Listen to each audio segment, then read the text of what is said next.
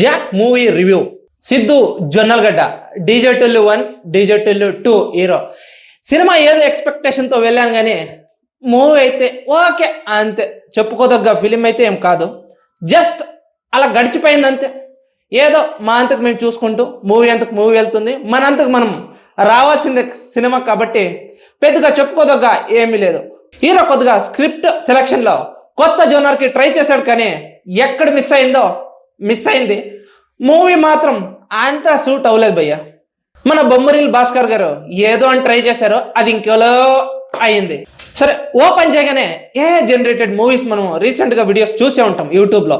ఏతో జనరేట్ చేసిన movies same అలాగే ఇంట్రొడక్షన్లో కూడా మూవీ ఇంట్రొడక్షన్లో ఏతో జనరేట్ చేసిన సీన్స్ చాలా కొత్తగా అనిపించింది. ఎందుకంటే బడ్జెట్ కూడా తక్కువ అనిపించింది. ఇలాంటి జనరేటెడ్ చేయడం ఈజీ కూడా.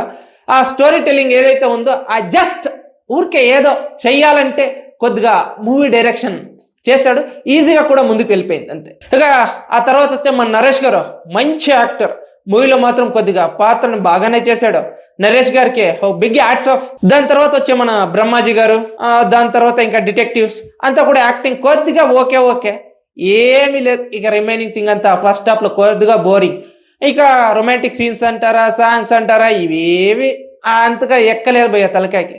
జస్ట్ ఊరికే చూసామంతే, అంత తప్ప ఏమీ లేదు. ఇక మన బేబీ హీరోయిన్ అంటారా, ఏదో ఎక్స్పెక్టేషన్తో చూస్తుంటే కొద్దిగా ఎక్స్పెక్టేషన్ మాత్రం రీచ్ అవ్వలేదు. కొద్దిగా అక్కడ కూడా డిసప్పాయింట్మెంటే. ఇక ఓవరాల్గా చెప్పాలంటే ఫస్ట్ హాఫ్లోనే మూవీ కొద్దిగా జస్ట్ బోరింగ్ అంతే. ఇక సెకండ్ హాఫ్ మూవీ ఎక్కడి నుంచి స్టార్ట్ అవుతుందో, ఎక్కడి నుంచి వెళ్తుందో, ఎటువైపు స్టార్ట్ అయ్యి ఎటువైపు వెళ్తుందో ఎవ్వరికి కూడా ఊహించలేదు. అలా వెళ్తుంది మూవీ. అక్కడ ట్రైన్ సీన్ వెళ్ళడం, నేపాల్కి వెళ్ళడం, ఇక్కడ ఈ డిటెక్టివ్స్, ఇది ఆమె అంతా కూడా కంబైండ్ మిక్సింగ్ అయ్యి ఒక రేంజ్లో వస్తుంది బై అవుట్పుట్ అయితే నాకు తెలిసినంత వరకు వాళ్ళ ఎక్స్పెక్టేషన్ అంత అవుట్పుట్ లేదు. మూవీకి అయితే మాత్రం బడ్జెట్ కొద్దిగా బొక్కే అని చెప్పాలి. మన బొమ్మరిల్ భాస్కర్ గారు ఒకప్పటి సినిమాలు ఎలా ఉండేవి, ఇప్పుడు సినిమాలు ఎలా ఉండేవి, ఇది ఒక డిఫరెంట్ జోన్. అయినా సరే కొద్దిగా క్లిక్ అవ్వలేదని నాకైతే అనిపిస్తుంది. ఓవరాల్గా అయితే నాకు నచ్చింది మాత్రం సినిమా జస్ట్ ఓకే చూడొచ్చు అంతే.